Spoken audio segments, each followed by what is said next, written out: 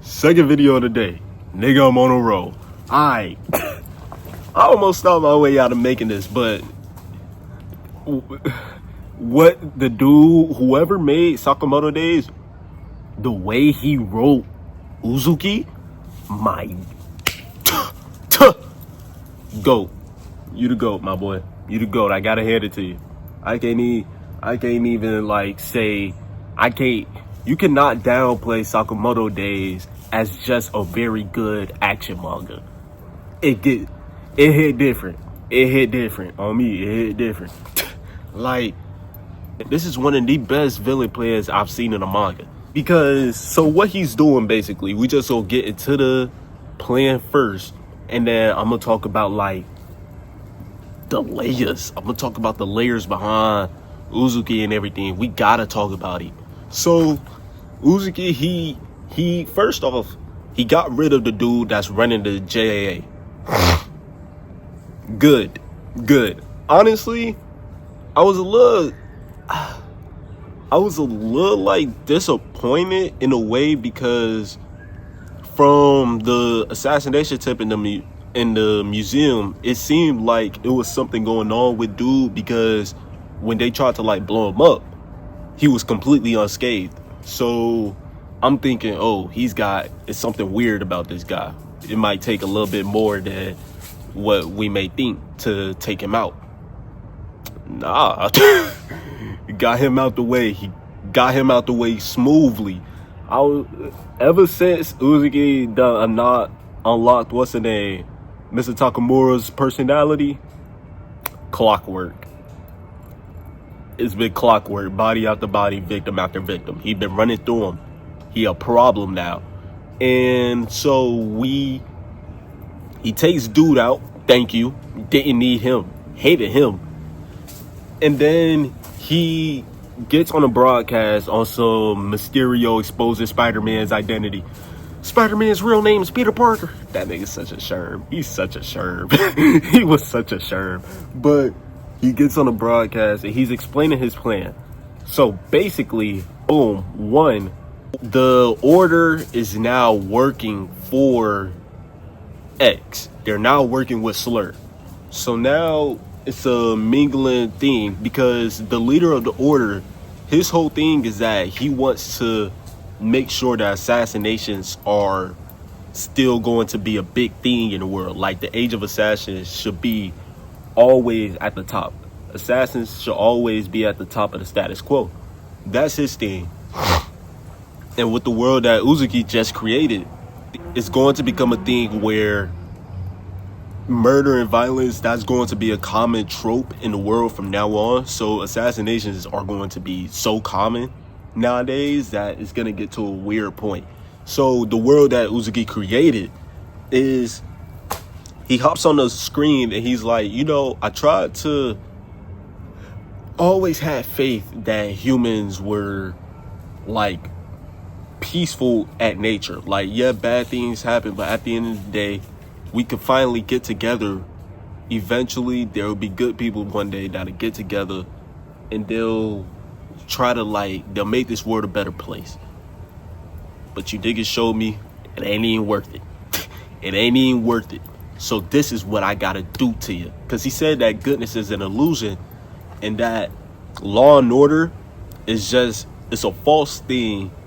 It's a false thing to keep people tamed, to keep people in check, in line, so that the true nature of people is being masked. The true nature is everybody's gritty at the end of the day. Everybody is a little skeezy. So he says, this is what I'm gonna do. I took over the government because the JAA, apparently it goes hand in hand with the government. Of course I knew that, but I didn't know the JAA runs everything. They run all the government, because originally it started off with the government working hand in hand with the JAA in tandem, because the JAA had wiped out all of the other assassinations groups, so they had no choice. But assassinations became such a big thing because you gotta wipe out enemy nations and stuff like that. It became such a big thing to the point that the JAA literally had the government in the palm of their hands, where the government was needing it. So Uzuki took over the JAA. Now has the government in his hands. He could do whatever he want. He made a law that I'm going to give everybody in the world a gun with 3 bullets, because on average, it seems research shows that on average, every human being experiences the urge to kill somebody at least 3 times in their lives. I'm gonna give you a gun with 3 bullets in it, and you can do whatever you want with those 3 bullets. No repercussions. You shoot them, it is what it is. I read that. Yo, I read that, and I was like, he can't be for real. I'm like, he can't be serious right now, bro. He can't be serious. We got a problem on our hands with this. We got a problem on our hands. And I like how interactive the creator, he made the chapter with like having it being streamed on YouTube, where people are in the comments and he's responding to the comments, where he's like, all right, so one comment asked, how is it going to be distributed? Like, how is everybody going to get a gun? He said they're going to have different JAA locations passing it out, where you'll sign up for it, do your little paperwork and everything, and then you'll get your gun. Furthermore, we learn in another chapter, like 2 or 3 chapters later, Natsuki, the tech genius, he's explaining that the gun that they're using, it has a chip in it where it's like assigned to it's a biochip. It's assigned to like your genetics. So when you use the gun, it keeps track of how much bullets you use, where you use them, all of that. And once you use your 3rd bullet, the gun locks. It locks completely. It's useless. You can't use that no more. Now you gotta actually go out your way to buy an actual gun. He didn't like completely sanction out murder. He didn't completely say that murder is completely legal. He said that for those 3 shots, you could do what you want. You could do what you want, and we can't do nothing about it. The government cannot do nothing about it. That's crazy, bro. Do you know how wild that would be in like the real world? Do you know how wild that would be in the real world if someone came on TV and said that and they just passing it out? Do you know how crazy that is? Because even in today's worlds with like our gun laws and how like loose it is, like how easy it is it's actually crazily insane how easy it is for minors and stuff to just get a firearm wherever they want to. It's so easy. It's unbelievably easy. It might as well be exes in the real world just passing them out. But at least we still have like the limit, like, okay, if you don't got this license and you get caught with this, it might be GG's for you.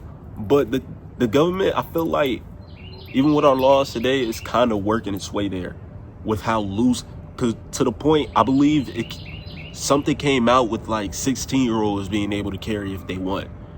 Nowadays, like 16-year-olds can get access whenever they want or something like that. And that's crazy. Like, that's actually insane. Like, they want us to do it to each other. But back to the manga. He's basically saying that just what I said, like, you can do it to each other if you want to, if you don't. And when he's asked the reasoning behind it, like the reasoning behind why he wants to break the status quo or whatever, like what's the goal behind it, he said, I want the world to feel what we feel at the orphanage.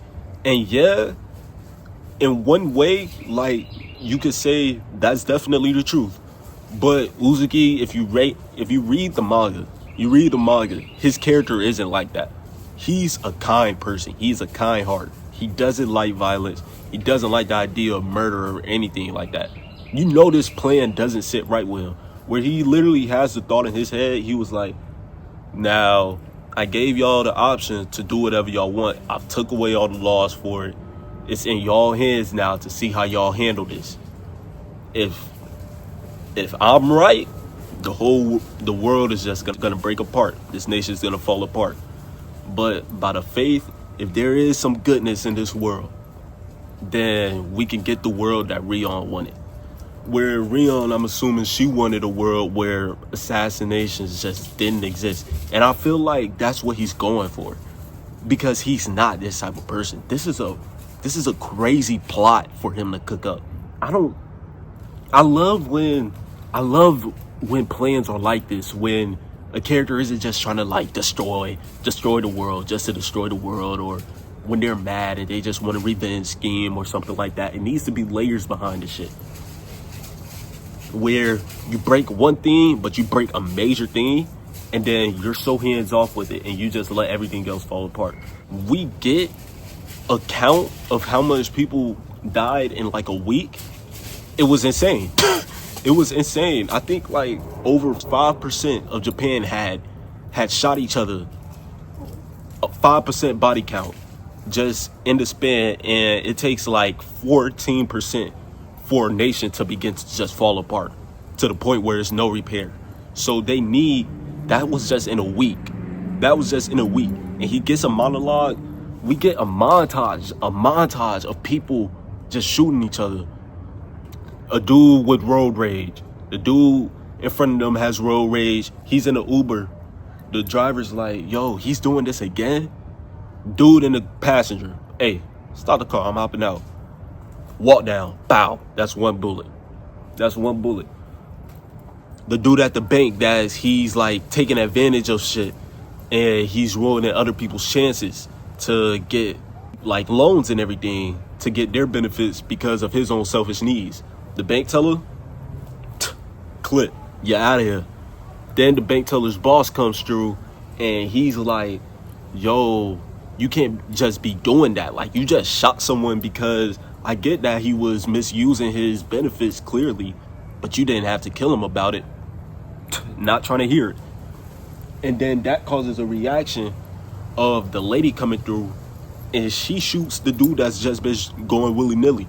And then we get the exposition behind all of this, where he's like, the first kill will always be like a heavy one, because it's the weight of a life, like taking a life. At the end of the day, you're taking a life. But the fact that there's no laws behind it, I love the conversation. Because let's be real. Yeah, of course there's genuinely good people in this world. There's genuinely non-violent people in this world. A lot of people in this world will not kill someone, like, period, at all. That's just not the good thing to do. But at the same time, with no laws, that morality get a little bit looser. The morality get a little bit looser, where it's like you might do it because you feel like you have to. If you're in a position where you feel like you have to and you start justifying yourself, you're going to end up trying to justify it, and you don't know how far your mind can take it, to the point where you just like, all right, fuck it. Let's just get this done out. Let's get this out the way. You feel me? So he's like, the first kill is easy. That's when he shot the first dude.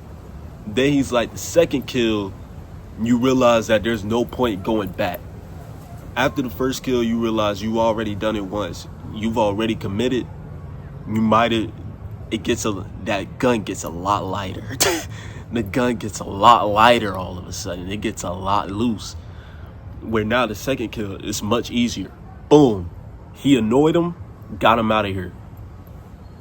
And then the girl, she came through, and in her mind, she's justifying. She's like, he's going crazy with this gun. I need to stop him. She shoots him, cycle continues. And he even says that non-violent people are, of course there are non-violent people in this world, but they're just gonna have to get caught up in the stream. In my opinion though, I feel like what he's trying to do, he's trying to force Sakamoto's hand. Like, he's really forcing their hand now. At first, it was like, all right, we can handle this, but we can handle this on the back end. Where not really too much civilians needs to get involved. Like, they was just sneaking around having these big wars and stuff, but they was sneaking around doing it. Not a lot of casualties and stuff was being brought into it. Now this is a national problem, where now he's really forcing Sakamoto, hey, if you don't do something about this, it's through. It's over with. Like, he's really forcing them to the point where it's only two options. Either you stop him, you kill Uzuki, the nation gets saved, assassinations become, the JAA gets wiped out. He needs the JAA to be wiped out, because at the end of the day, he doesn't like the JAA. He doesn't like them niggas. That's his whole thing. They was the ones forcing people, training people in the assassinations at the orphanage and stuff. He's really against killing. He's a pacifist. So he's really forcing, like, you want to stop us? Stop us. The JAA gets destroyed in the crossfire. The government, the law gets back. The world will lose people, but at the end of the day, it's for the greater good. It's a greater good type of thing. If you stop us as soon as possible. But if you can't find a way to stop us within like a week, by the way, a week or two, then the whole nation's through. The whole nation's through, and y'all proved me right that there's no hope for anybody else.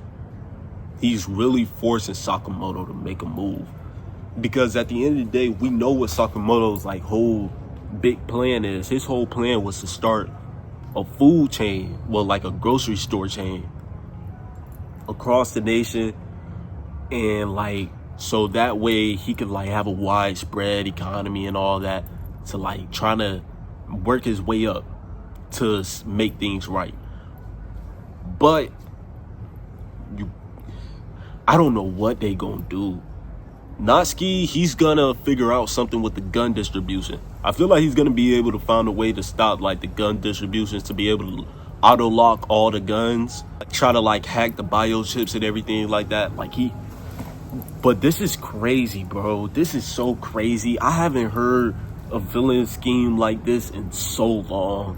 I can't even remember the last villain scheme that was something this creative, bro. I can't remember. This is crazy. And I love it. I love this. I love this shit so much. I love this so much. This was perfect.